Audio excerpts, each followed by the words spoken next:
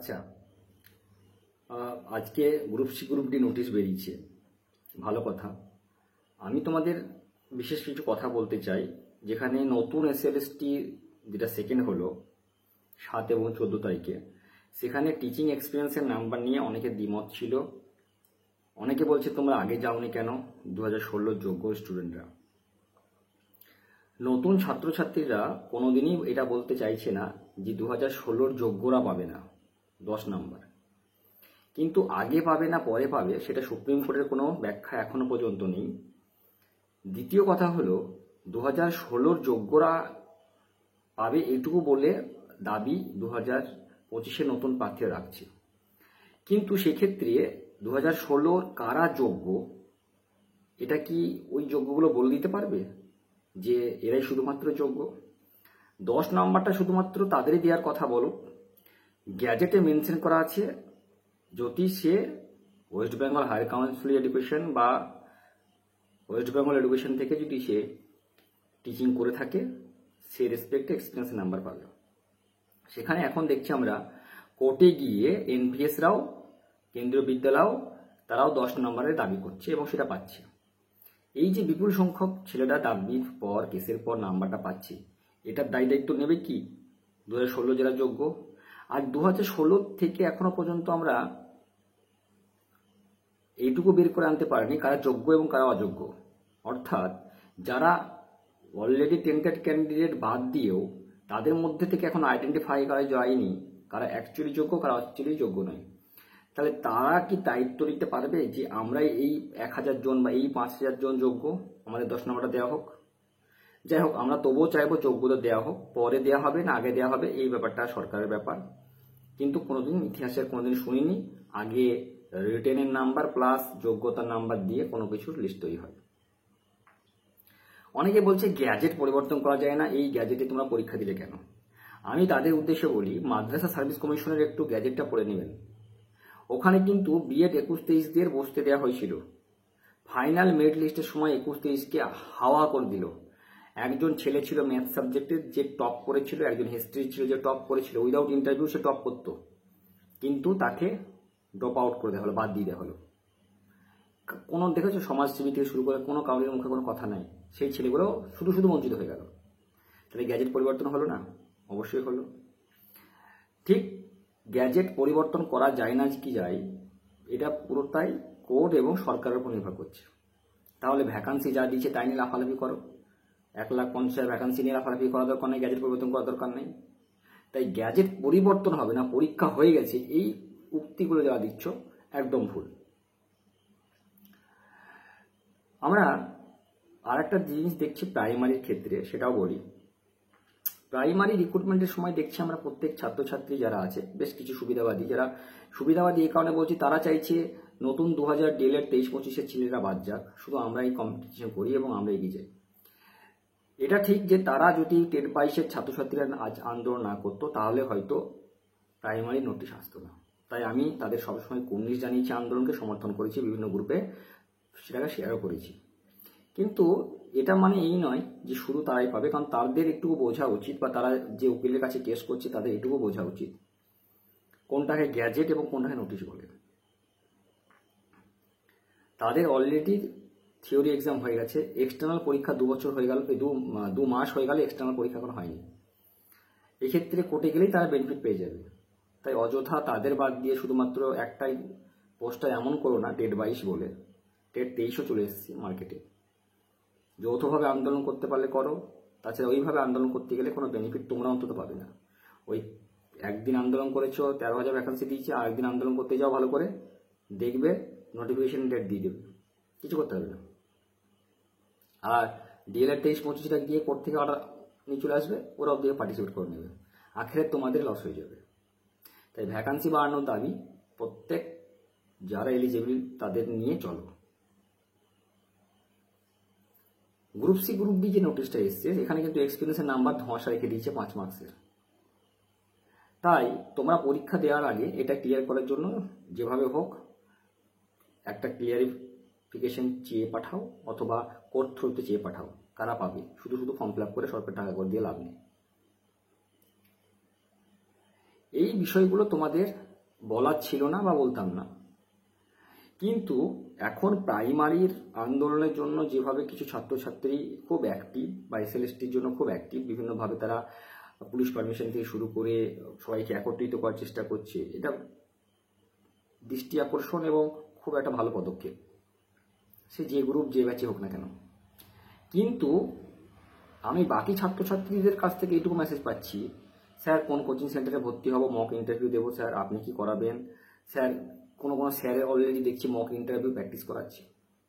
Primary ক্ষেত্রে আমি একটু মক ইন্টারভিউ যদি আলোচনা করে দেখি, প্রাইমারিতে কোনো একজন স্টুডেন্ট, মনে করো আমি এই আগের ইয়ারে ইন্টারভিউয়ার হিসেবে ছিলাম, আমার সাবজেক্ট ফিজিক্স, আমি তাহলে প্রশ্ন করলাম অপটিক্স রিলেটেড কিছু প্রশ্ন করলাম, বা আমি প্রশ্ন করলাম কোনো একটা ব্লাইন্ড ছেলেকে কীভাবে তুমি পড়াবে।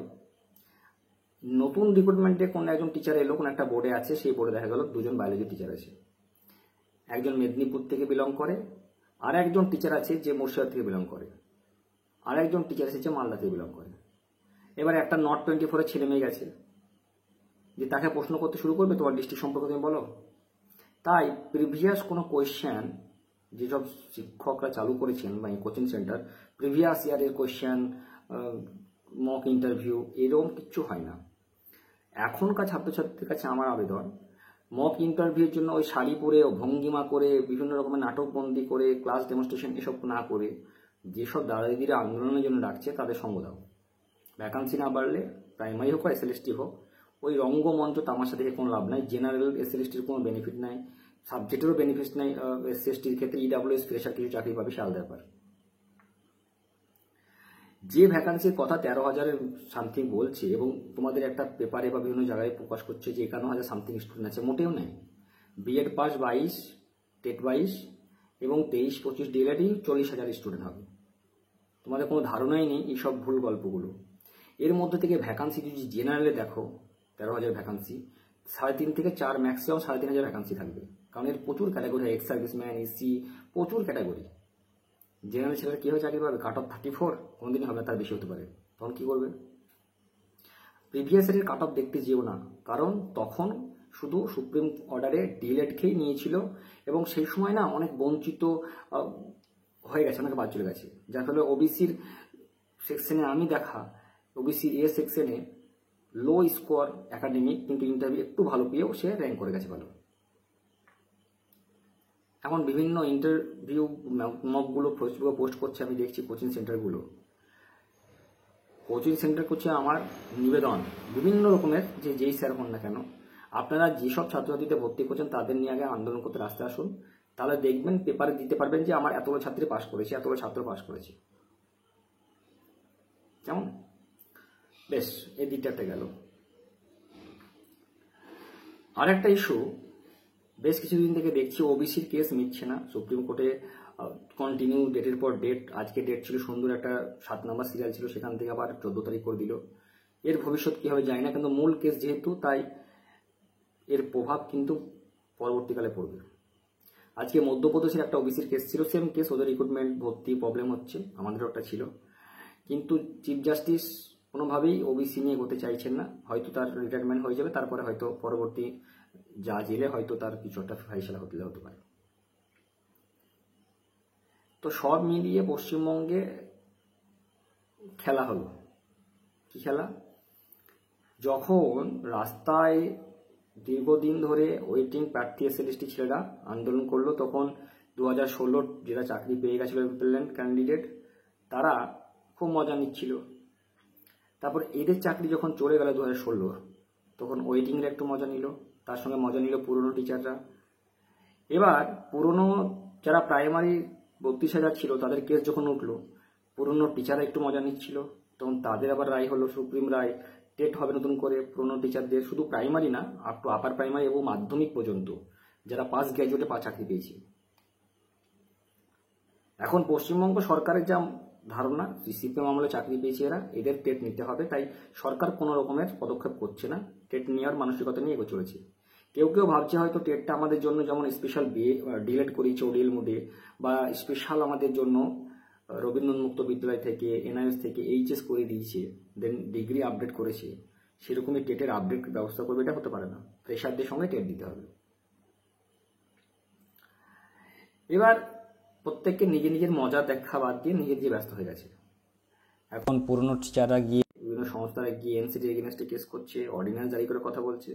তাহলে আপনারা বিএডকে যখন বাদ দিল প্রাইমারিতে, করে অর্ডিন্যান্স জারি করে কথা বললেন না।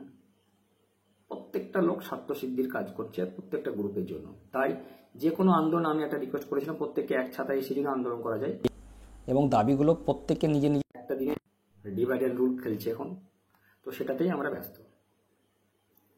তাই 2016 যারা যোগ্য আছো তারা বলছো যে আমরা 10 নম্বর পাবো, পরীক্ষা হয়ে গেছে, গ্যাজেট পরিবর্তন হবে না, এই বিস্তারিত ব্যাখ্যা আমি পূর্বেই দিলাম।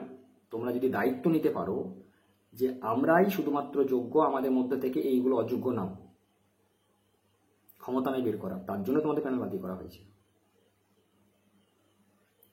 যাই হোক, গ্যাজেট পরিবর্তন হচ্ছে কি হচ্ছে না সেটা দেখতে পাচ্ছ। বিএড 21-23কে বাদ দিল মাদ্রাসাতে।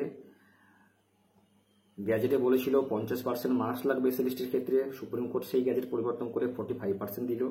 অর্থাৎ কোর্ট অর্ডার মেনশন করে দিয়েছে এত ভ্যাকান্সি। যাই হোক, কিছু নেতা তৈরি হয়েছে সমাজে, সর্বশ্রেণীর লোকের যারা ডিপ্রাইভ ক্যান্ডিডেট মনে হচ্ছে তাদের সাপেক্ষে যদি কোনো মানুষ দাঁড়াতে পারে তাদের আমি সাধুবাদ জানাই। শুধুমাত্র একটা শ্রেণীকেই আমি সাপোর্ট করে দিলাম আর বাকিদের পিছিয়ে দিলাম, বা আমার সেই গোত্রে আমি আছি বা সেই সম্প্রদায়ের মধ্যে পড়ছি বলে আমি সেখানে সাপোর্ট করলাম, এই সেশনটা আমার, তাহলে কিন্তু তুমি ভালো মানুষ হতে পারো না। তাহলে হয়তো ইউটিউব বা ফেসবুক করো না, নিজের মতো ফেসবুক হোয়াটসঅ্যাপ গ্রুপ বানাও, লুকিয়ে লুকিয়ে কাজ করো, নেতা হওয়ার চেষ্টা করার দরকার নেই, ঠিক আছে? আর নেতা হতে গেলে আপার প্রাইমারির মতো নেতা হও। বিভিন্ন গ্রুপে যারা অ্যাডমিন ছিল তারা দেখিয়ে দিল ওয়েটিং পর্যন্ত কিভাবে তাদের জয়েনিং করাতে হয় বিভিন্ন কোর্ট কেসের মাধ্যমে। যাই হোক, উত্তরবঙ্গ ছেলেদের বিভিন্ন সমস্যার মধ্যে আছে, পরীক্ষাগুলো কিছুদিন পিছিয়ে দিলে পারত সরকার, যেটা ঠিকভাবে আজ পর্যন্ত পুলিশ রিক্রুটমেন্ট বোর্ড, করোনা হোক বা এনআরসির সময় বিভিন্ন আন্দোলন হোক বা আজকের দিন হোক, কোনোভাবেই কিছু হলো না, পরীক্ষা পিছুয়নি। ভালো কথা, সবাই ভালোভাবে পরীক্ষা দাও। অনেকের পরীক্ষা মার্জ করেছে, ক্লাস করেছে বলছিল ডাটা এন্ট্রি অপারেটরের সঙ্গে সাব ইন্সপেক্টরের, কিছু করার নেই, তোমরাও পরীক্ষা দাও। সর্বশেষ এটাই বলবো, 2000 টেট 22, 23, 25 সবাই এক হয়ে যাও। প্রাইমারির জন্য, টেটের জন্য যেভাবে পড়াশোনা করেছিলে ঠিক এখন পড়াশোনা ততটা দরকার নাই, শুধুমাত্র আন্দোলনে গিয়ে ভ্যাকান্সিটা বাড়ানোর দরকার আছে, সে এসএলএসটি হোক প্রাইমারি হোক। আর যারা এমন করছো কোচিং সেন্টারে বিভিন্ন ভিডিও পোস্ট করছো, আমি এই কোচিং নিলাম, ওই কোচিং নিলাম, মক ইন্টারভিউ, এখনকার ছেলেমেয়েদের মক দেওয়ার কোনো দরকার সেরকমভাবে পড়ে না। একদিন দু একটা গেট আপ, ড্রেসের গেট আপ এবং অ্যাপিয়ারেন্স কেমন হবে সেই ছাড়া, কারণ প্রত্যেকের মধ্যে জড়তা নেই, প্রত্যেকে এখন ফ্লুয়েন্টলি কথাবার্তা বলে, টিউশনি পড়ায়, বিভিন্ন জায়গায় তারা ম্যাচিওর। তো যাই হোক, সবাইকে আমার তরফ থেকে কুর্নিশ যারা আন্দোলন করছে বিভিন্ন গ্রুপ। তবে আগামী 14 অক্টোবর আন্দোলনটা বললাম ডেকেছে নতুন ফ্রেশাররা, 2016, 25 গ্রুপে সবাই যাবে, উপস্থিত আমিও থাকবো। সমস্ত সবাইকে আমার দিক থেকে এটুকুই বলার, সবাই এগিয়ে এসো, কিছু একটা করো, তা নাহলে বসে থাকতে হবে। সবাই ভালো থেকো, সুস্থ থেকো।